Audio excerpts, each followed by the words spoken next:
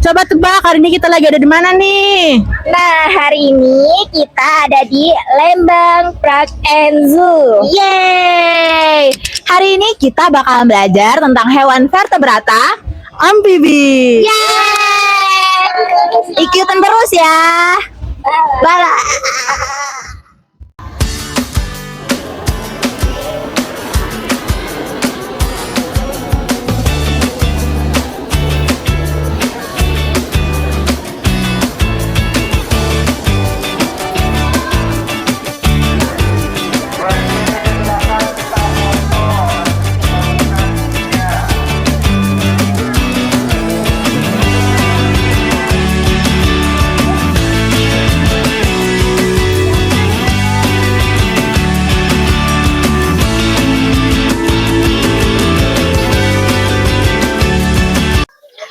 Nah, sekarang kita bakalan belajar tentang katak.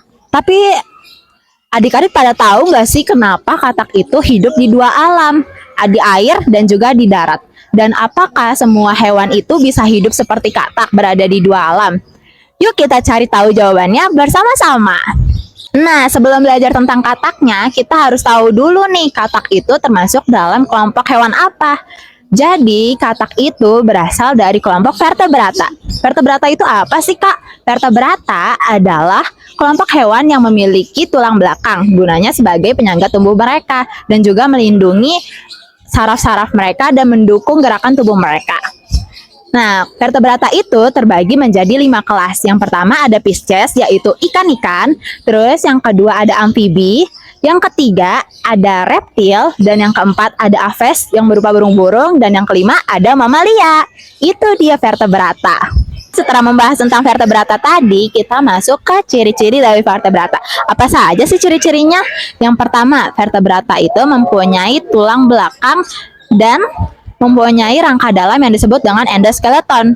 Lalu yang kedua, sistem peredaran darah mereka itu tertutup. Dan mereka memiliki otak yang dilindungi oleh tengkorak. Nah, selanjutnya mereka itu mempunyai organ yang lengkap dan berkembang dengan baik. Dan yang terakhir, mereka memiliki alat gerak yang berbeda-beda sesuai dengan jenis dan habitatnya. Nah, itu dia ciri-ciri dari amfibi. Tadi kan aku udah nyebutin nih kelas-kelas dari vertebrata. Adik-adik pada tahu gak katak itu termasuk dalam kelas apa? Jadi, katak itu termasuk dalam kelas amfibi.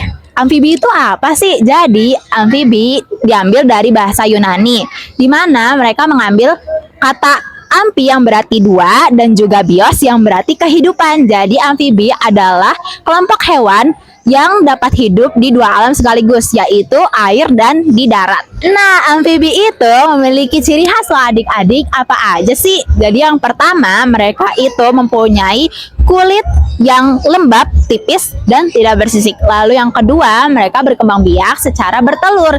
Yang ketiga, mereka itu bermetafosis. Yang keempat, mereka itu bernafas menggunakan insang saat masih kecil atau berupa larva dan berudu. Lalu ketika menjadi hewan dewasa, mereka bernafas menggunakan paru-paru dan juga kulit loh. Unik kan adik-adik? Nah, karena mereka bernafas menggunakan kulit, jadi mereka juga hidup di lingkungan yang lembab seperti hutan, sungai, dan juga sawah. Amfibi terbagi menjadi 3 kelompok loh adik-adik. Yang pertama adalah berekor tapi tidak berkaki, yaitu apoda, contohnya seperti Cecilia. Lalu yang kedua, berkaki tapi tidak berekor, yaitu Anura, contohnya seperti katak dan juga kodok. Dan yang terakhir, berkaki dan berekor, yaitu Caudata, contohnya seperti salamander. Nah, itu dia. Jadi, kenapa sih mempelajari amfibi itu sangat penting? Karena hewan ini itu memiliki peran besar dalam menjaga keseimbangan ekosistem. Amfibi membantu mengendalikan populasi serangga, menjadi sumber makanan bagi hewan lain, serta menjadi indikator kesehatan lingkungan. Karena mereka sangat peka terhadap perubahan kualitas air dan habitat. Dengan mempelajari amfibi, kita juga dapat mengetahui pentingnya menjaga lingkungan agar keanekaragaman hayati tetap lestari. Yuk kita kenalan dengan Pac-Man Frog. Sebelumnya kan adik-adik sudah mengenal apa itu hewan amfibi. Sekarang kita akan mengetahui mengenai hewan amfibi yang lainnya. Contohnya itu Pac-Man Frog. Pac-Man Frog itu adalah jenis katak yang yang banyak dipelihara karena bentuk tubuhnya yang bulat dan mulut yang sangat lebar. Dan perawatannya itu lebih relatif mudah. Hewan Pac-Man frog berasal dari kawasan hutan tropis dan subtropis, yaitu pada bagian Argentina, Bolivia, Paraguay, dan Brazil. Pada hewan Pac-Man frog, kata Pac-Man itu berasal dari karakter permainan klasik, yaitu Pac-Man. Karena mulutnya yang terlihat lebar seperti siap memakan apa saja yang ada di depannya atau mangsanya.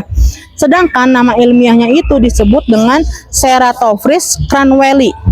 Nah, nama ilmiah ini digunakan oleh para ilmuwan di seluruh dunia. Kenapa? Karena agar setiap spesies itu memiliki nama yang sama, walaupun nama lokalnya itu berbeda di setiap negaranya. Secara klasifikasi, Pac-Man frog termasuk ke dalam kingdom Animalia, phylum Chordata, kelas amfibia, ordo Anura, famili Ceratoprid, genus Ceratophrys, dan spesies Ceratophrys cranwelli. Klasifikasi ini menunjukkan bahwa Pac-Man frog merupakan hewan bertulang belakang yang termasuk kelompok katak dan kodok. Nah, adik-adik, sekarang kita masuk ke ciri-ciri Pac-Man frog. Ciri-cirinya itu, yang pertama, tubuhnya berbentuk bulat dan gemuk. Kepalanya besar dengan mulut yang sangat lebar. Nah, mata dia itu berada di bagian atas kepala. Nah, yang keempat, memiliki kulit yang lembab karena yang lembab dengan corak hijau, coklat, kuning maupun kombinasi beberapa warna sehingga membantu berkamuflase. Apa sih berkamuflase? Berkamuflase itu adalah salah satu kemampuan hewan untuk menyamarkan dirinya dengan lingkungan sekitarnya supaya bisa menghindar dari musuhnya. Nah, selanjutnya ukuran tubuhnya itu berkisar antara 10 sampai 15 cm, sedangkan betina umumnya berukuran lebih besar dibandingkan jantan. Pac-Man frog kita kenal sebagai hewan karnivora. Nah, di sini adik-adik tahu nggak hewan karnivora itu apa? Ya, hewan karnivora itu kita kenal sebagai hewan pemakan daging. Nah, Pac-Man frog ini termasuk pada jenis hewan pemakan daging atau karnivora karena dia selalu menunggu mangsanya datang dan selalu menangkapnya dengan cepat menggunakan mulutnya yang lebar. Nah, apa saja sih jenis-jenis makanannya? Nah, contohnya itu seperti serangga seperti jangkrik, cacing, dan tikus, dan anakan tikus. Habitat pada Pac-Man frog sendiri hidupnya itu di daerah yang lembab seperti daratan, seperti hutan tropis dan sungai atau kolam. Rumput yang lembab dengan habitat yang lembab itu penting bagi kulit amfibi karena bisa membantu mereka sebagai proses pernafasan sehingga harus selalu dijaga agar tidak kering. Nah, Pac-Man frog ini berasal dari kawasan Amerika Serikat, terutama di Argentina, Bolivia, Paraguay, dan Brazil. Tapi saat ini Pac-Man frog sendiri banyak dipelihara di berbagai negara sebagai hewan eksotis. Nah, adik-adik, setelah kita sudah mengenal Pac-Man frog dengan nama ilmiah, nama Indonesia, klasifikasi, ciri-ciri, habitat, serta makanannya. Lalu gimana sih cara Pac-Man frog berkembang biak? Nah, dan apa saja sih keunikannya?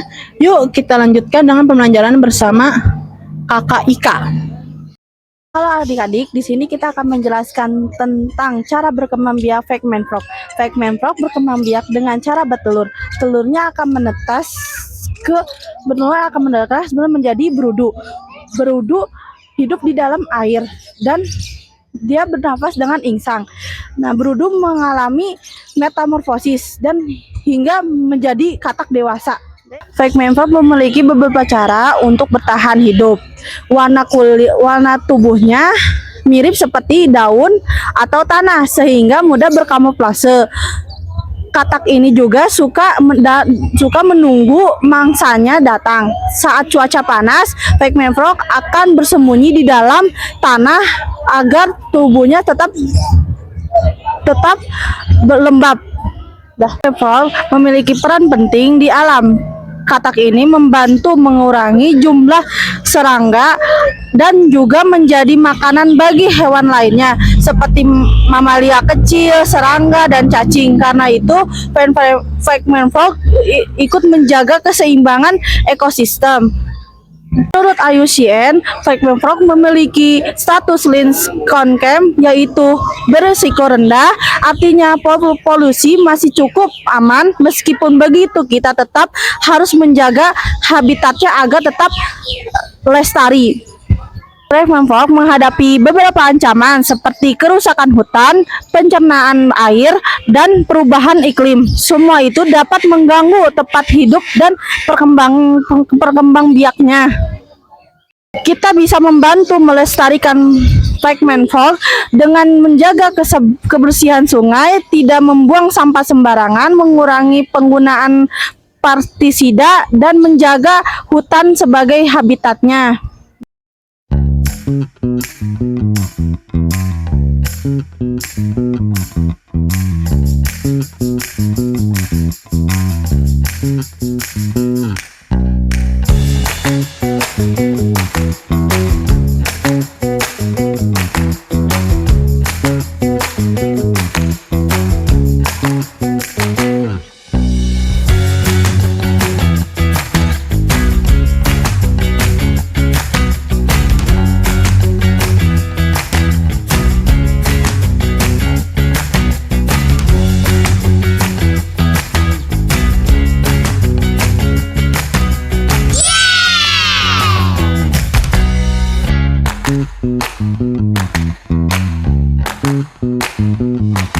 Fact keempat, tahukah kamu tidak semua hewan amfibi memiliki suara yang keras? Nah, pada Pygmy Frog ini memiliki suara yang keras. Biasanya hanya dihasilkan oleh katak jantan, terutama pada musim kawin. Suara tersebut berfungsi untuk menarik perhatian kepada katak betina dan menunjukkan wilayahnya kepada katak jantan lainnya. Suara katak bukan hanya sekadar bunyi, tetapi juga menjadi bagian cara mereka berkomunikasi. Dan fact kelima, meskipun Pygmy Frog berasal dari kawasan Amerika Selatan, Indonesia juga memiliki kekayaan amfibi yang luar biasa. Bahkan Indonesia termasuk salah satu negara dengan jumlah spesies amfibi terbanyak di dunia. Banyak di antaranya merupakan spesies endemik, yaitu spesies yang hanya dapat ditemukan di Indonesia dan tidak hidup secara alami di negara lain. Hal ini menunjukkan bahwa Indonesia memiliki keanekaragaman hayati yang sangat tinggi dan menjadi tanggung jawab kita bersama untuk menjaganya. Adik-adik, sebenarnya jenis hewan amfibi itu banyak sekali loh. Kalau di alam masih banyak jenis amfibi lainnya selain salamander, Cecilia, atau Chelidrian yang bentuknya mirip cacing. Nah, setiap jenis amfibi memiliki bentuk tubuh, habitat, makanan, dan cara beradaptasi yang berbeda-beda. Namun, semuanya memiliki satu kesamaan, yaitu penting dalam menjaga ekosistem, keseimbangan ekosistem.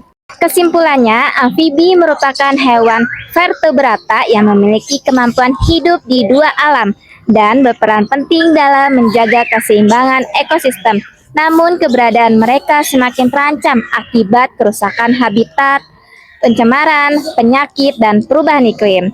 Pesan menjaga lingkungan, mari kita menjaga lingkungan dengan tidak membuang sampah ke sungai, melindungi hutan, mengurangi pencemaran, serta mendukung kegiatan konservasi. Dengan menjaga habitat amfibi, kita juga turut menjaga keseimbangan alam dan kelestarian keanekaragaman hayati Indonesia. Sekian vlog edukasi kali ini, semoga informasi yang saya dan teman saya sampaikan dapat menambah wawasan adik-adik tentang dunia amfibi, khususnya Pygmy Frog. Jangan lupa terus belajar, mencintai alam, dan ikut menjaga kelestarian satwa Indonesia.